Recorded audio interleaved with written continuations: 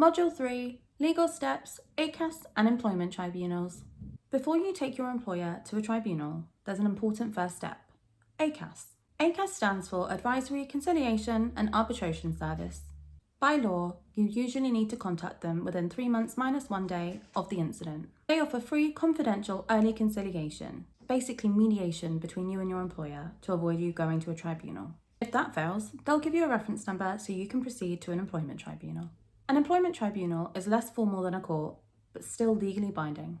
You'll need to submit something called an ET1 form with your details, your employer's details, your ACAS reference number, and the details of the incident and why you're suing. Your employer will usually have to respond within 28 days in something called an ET3 form. You can either represent yourself or hire a solicitor. Representing yourself saves you money and is possible for many cases, but it is time-consuming and you'll need to learn the basics of the law. A solicitor brings expertise, but can be expensive. When you file an ET1, you should always attach a continuation document. Here, you can provide more details and more explanation in chronological order of the incident that you're taking your employer to tribunal to.